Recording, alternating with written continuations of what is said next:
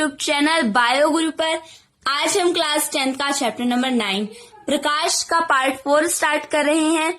इसमें आज हम दर्पण सूत्र, आवर्धनता, प्रकाश के अपवर्तन और अपवर्तन के नियम के बारे में पढ़ेंगे।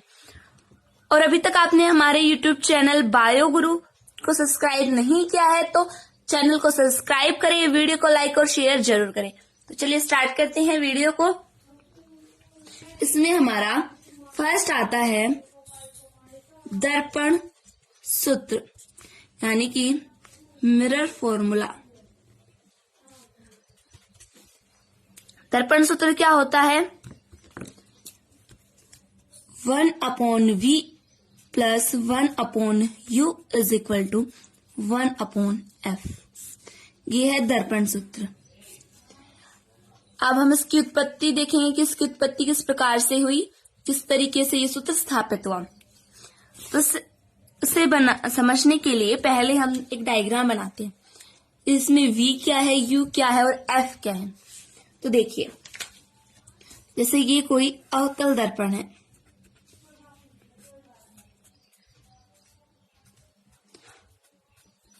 अवतल दर्पण mn, इसका द्वारक क्या है mn और इसका जो ध्रुव है p। यहां से हमने एक मुख्य अक्ष खींचा, ये मुख्य अक्ष है इसका, और इस मुख्य अक्ष पर यहां पर f है और यहां पर है c, राइट। अब हम यहां पे एक बिंब रखेंगे। जैसे मान लीजिए ये हमने मतलब बिंब रखेंगे। बिंब मतलब होता है वस्तु। यहाँ पे हमने वस्तु रख दी ए बी। अब कोई रेज आ रही है, प्रकाश की किरण आएगी, वो इस तरीके से आ रही है, से टकरा करके ऐसे चली जाएगी, एफ फोकस से होती हुई इस तरीके से, और दूसरे प्रकाश की किरण इस तरीके से आएगी और ये ऐसे आ जाएगी। जहां पर ये मिल रहे हैं वहां पे बनेगा एक प्रतिबिंब, बिंब का प्रतिबिंब।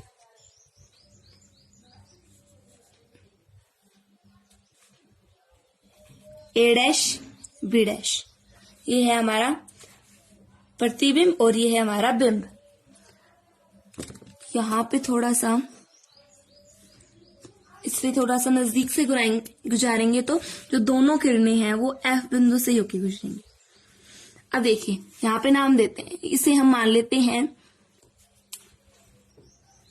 एल, इसे ओ।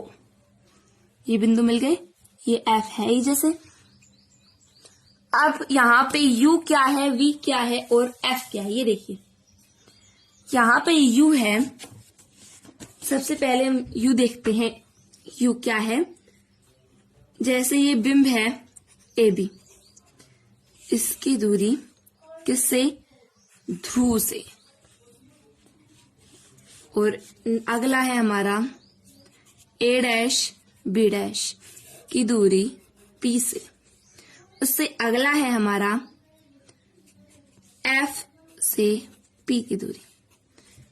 तो इसमें कौन सा, ये हमारा बिंब है, बिंब, वस्तु ए बी, ये वस्तु, ये देखिए ऊपर आया हुआ है, वस्तु को क्या है हमारा ए बी है। इस बिंब की यानी वस्तु ए बी की ध्रुव पी से दूरी, ये होगा हमारा यू। और ए डैश बी डैश, ये हमारा प्रतिबिंब ए डैश बी डैश, इसकी ध्रुव से दूरी होगी हमारी v। ये मुख्य फोकस है और ये ध्रुव है, इसकी दूरी होगी हमारी f। हमने बताया था कि फोकस दूरी को हम स्मॉल f से लिखते हैं। अवतल दर्पण में है, इस कारण ये सभी माइनस में होंगे। मतलब हम इसे एक तरीके से लिखेंगे तो क्या लिखेंगे, हमें सूत्र स्थापित करना है। तो देखिए,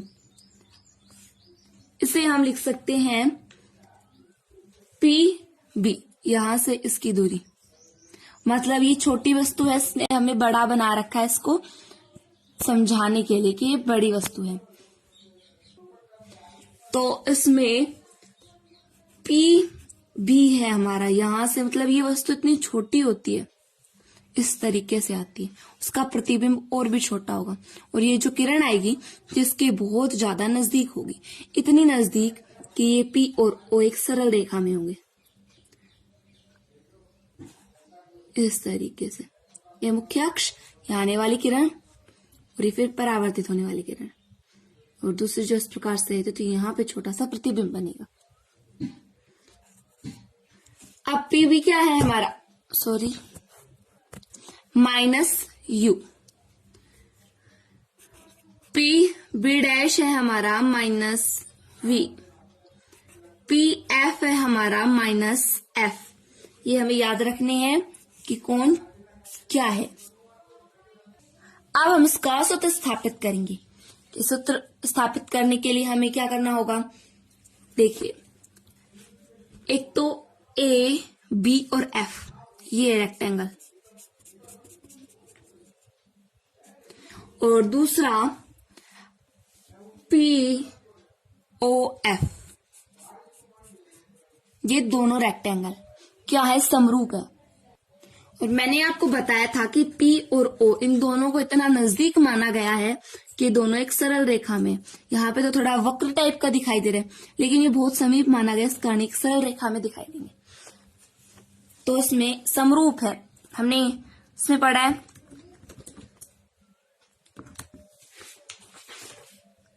मैथ में, देखिए यहाँ पे देखिए, त्रिभुज कौन कौन से हैं, ए बी एफ,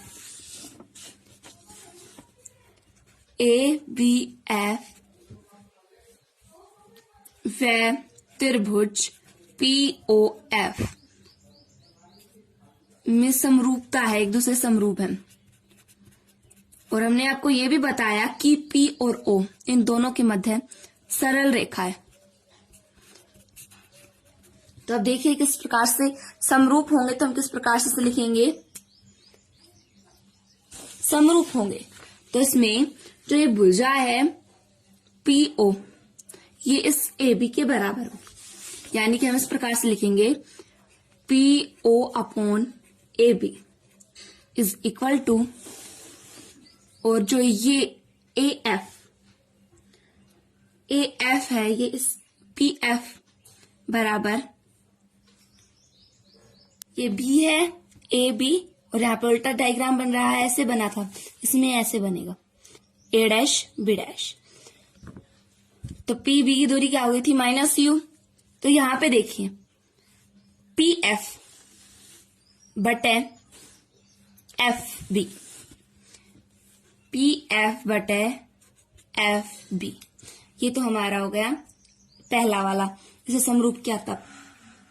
इसमें देखिए पी ओ बराबर होगा ए डैश बी डैश के, क्योंकि यहां जितना गैप है इतना यहां पे होगा।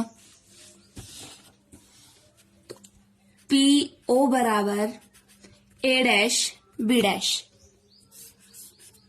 तो इस तरीके से हम ये समीकरण 1 मान लेते हैं, और समीकरण 1 में पी ओ का मान रखने पर, समीकरण 1 में हम पी ओ का मान रखेंगे तो हमारे पास क्या आएगा, A dash B dash upon A B is equal to P F upon F B. ये है हमारी दूसरी समीकरण। ये हमने देखा है त्रिभुज ए बी एफ और पी ओ एफ में। अब हम देखेंगे त्रिभुज, अलग पेंसिल से मार्क करेंगे, कौन कौन से त्रिभुज में देखेंगे, P M F sorry P L F, ये है हमारा पी एल एफ। और दूसरा त्रिभुज है हमारा ए डैश बी डैश एफ, एक दूसरे के आमने सामने की ये ले रहे हैं हम त्रिभुज। पहले हमने ये जो इस कलर से ड्रा किए थे, येलो कलर से, इन दोनों को लिया, अब स्किन कलर वाले को ले रहे हैं। तो त्रिभुज क्या है हमारे पास, PLF और A', B', F। तो त्रिभुज कौन कौन से थे हमारे? A', B', F व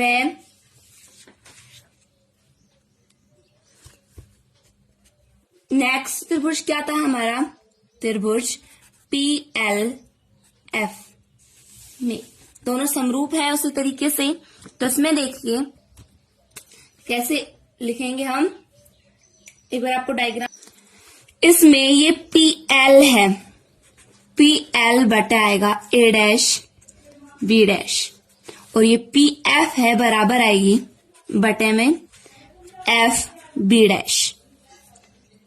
या हम इस प्रकार से भी लिख सकते हैं, इसे रिवर्स कर दें तो अगर हम A', B' को ऊपर ले आएंगे तो किस प्रकार से लिखा जाएगा?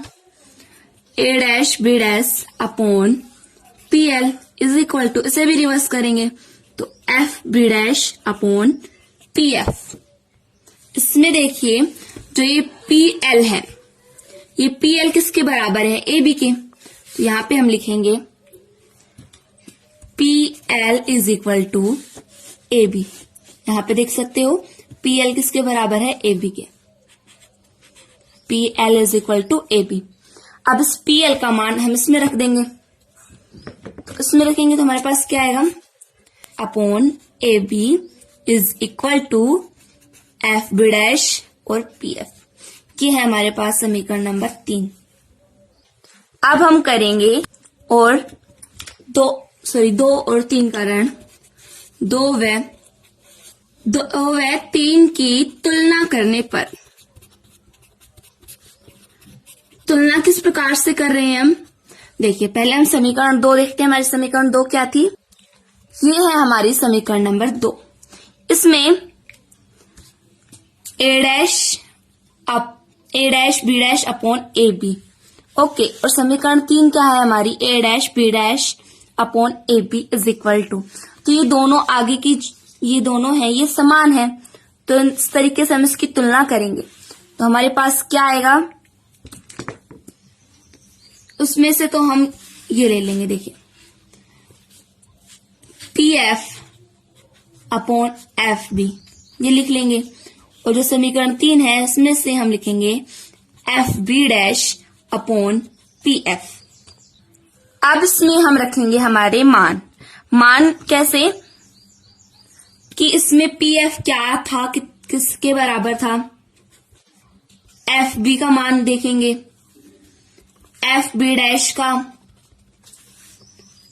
PF का तो आ चुका, PF का देखिए PF का मान कितना है हमारे पास? -F। P और F के मध्य की दूरी क्या है हमारे पास? फोकस दूरी -F। तो यहां पर आ जाएगा -F। अब FB देखते हैं, FB कैसे निकालेंगे? ये है हमारे पास FB, F और B। अगर हम इसकी दूरी निकालेंगे तो हमें पहले PF PB माइनस में, देखिए क्या करेंगे? FB is equal to PB minus PF। तो इस तरीके से हमारे पास FB की दूरी निकल आई। इतनी दूरी में से PB में से अगर हम PF माइनस करेंगे तो ये हमारे पास FB की दूरी आ जाएगी। तो यहां पर क्या लिखा जाएगा? PB minus PF। तो इसके मान रखेंगे। PB का हमारे पास क्या मान आया था? ये देखिए PB की वैल्यू आई थी हमारे पास -U। फिर हमारे पास ये आया है माइनस PF की कितनी आई थी? यहाँ पे लिख रखा है हमने -F। तो ये क्या आएगा? -U plus F। ये हमारे पास है FB की वैल्यू।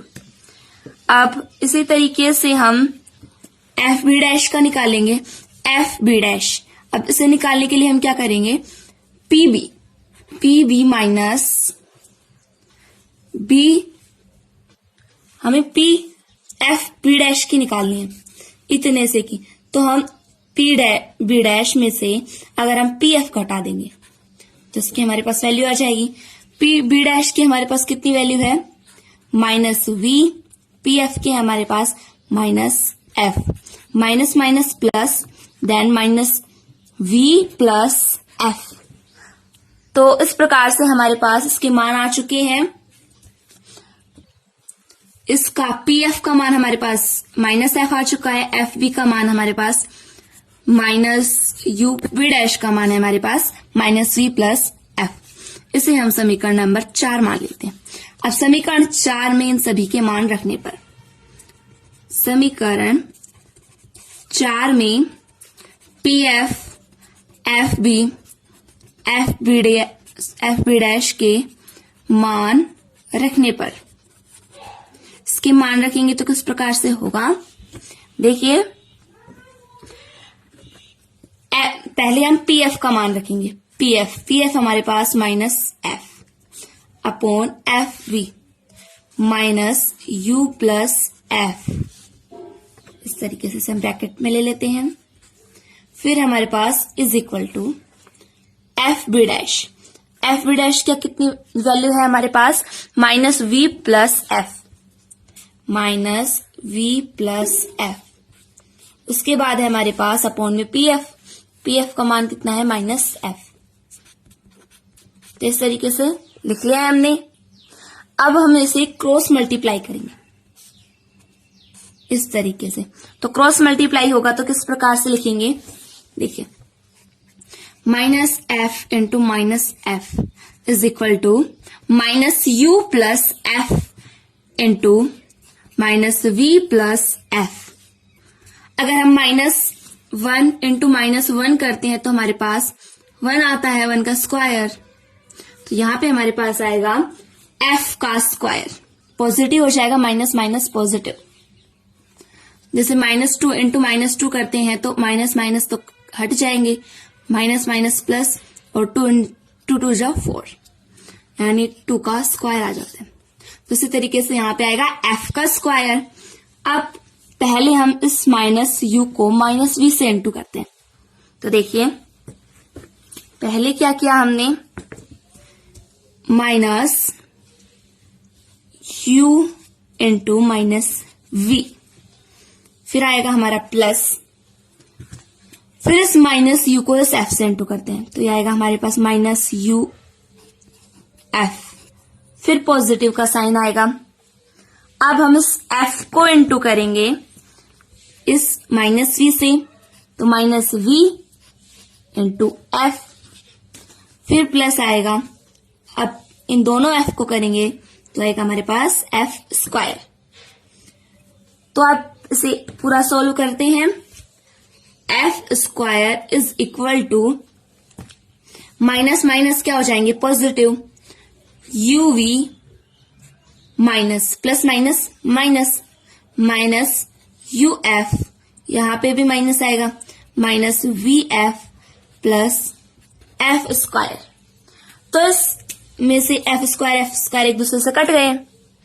अब हम इस यूवी तो हम इधर रखते हैं और इस माइनस माइनस के दोनों साइनों को हम ले जाएंगे दूसरी साइड, माइनस माइनस के इन दोनों साइन को इधर लेके जाएंगे। तो क्या आएगा हमारे पास, यहां पे लिखते हैं u f plus we f is equal to u v. हम इसे इस प्रकार से भी लिख सकते हैं, कैसे लिखेंगे, u v is equal to you f plus we f. ये हो गई हमारे पास समीकरण नंबर 5। अब क्या होगा, इस समीकरण 5 में हम डिवाइड करेंगे किसका, यू वी एफ का, भाग देने पर। इसका भाग देंगे तो हमारे पास क्या आएगा, देखिए यू वी अपॉन में U V F, right, is equal to you F upon में U V F plus we F upon में यू वी एफ। तो जो कट रहा है उसे काट देंगे, इसमें यूवी कट गया, इसमें यूएफ कट गया और इसमें वीएफ कट गया। तो हमारे पास क्या आया है, हमारे पास आया 1 upon f is equal to 1 upon v plus 1 upon u. तो ये